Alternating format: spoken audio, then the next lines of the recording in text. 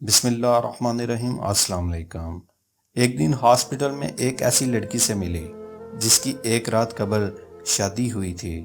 اس کے ہاتھوں پر گہرے رنگ کی خوبصورت مہندی، منہ پہ میک اپ اور بالوں کا سٹائل بھی بہت مہارت سے بنا ہوا تھا۔ میں یہ دیکھ کر حیران تھی کہ وہ رو رہی ہے اور اس کے چہرے پر بہت سے نشانات تھے، جیسا کہ اس کو کسی نے خوب مارا پیٹا اور زبردستی کی ہو۔ جب میں نے غور سے دیکھا تو اس کی ٹانگوں پر جگہ جگہ خون جمع ہوا تھا۔ اس کے ساتھ ایک مرد بھی تھا جو اسے ہاسپٹل تک لایا تھا۔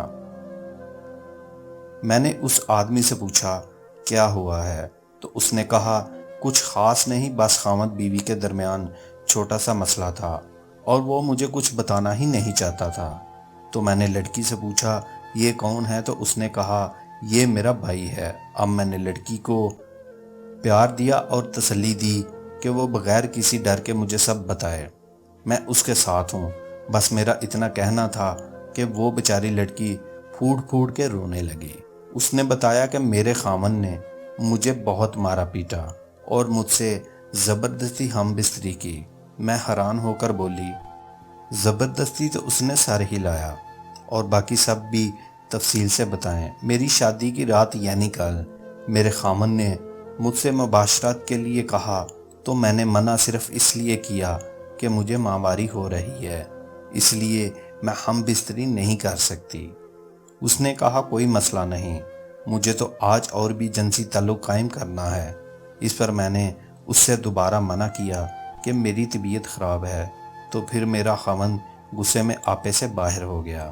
اس نے اس بات کا خیال کیے بغیر کہ آج ہی ہماری شادی ہوئی ہے مجھے مارنا شروع کر دیا اور اس نے مجھ سے زبردستی ہم بستری کی، اور پھر اس نے مجھے لاتوں اور بیلٹ سے ایسے مارا جیسے میں نے کوئی جرم کیا ہو۔ میں جو اس دن کے لیے آنکھوں میں بہت سے خواب سجائے بیٹھی تھی، بہت روئی، اس سے رحم کی بھیک مانگی، لیکن اس نے مجھے گردن سے پکڑ کر اس قدر زور سے دھکا دیا کہ میری پسلی کی ہڈی ٹوٹ گئی۔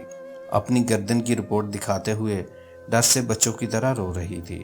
پھر ایک دم سے اس نے اپنے بھائی پر چلانا شروع کر دیا کہ تم لوگوں نے کیسے آدمی سے میرا نکاح کر دیا ہے۔ میں نے اسے تسلی دی اور مشورہ دیا کہ اپنے خاوند کے خلاف تھانے میں FIR درج کرواؤ۔ بھائی ایک دم سے بولا نہیں بی بی، یہ سب تو ساری غلطی میری بہن کی ہے، اگر یہ اپنے خاوند کو نہ کہتی تو ایسا نہ ہوتا۔ اس کے بھائی کی بات نے مجھے بہت حیران کر دیا، مجھے بہت غصہ آیا۔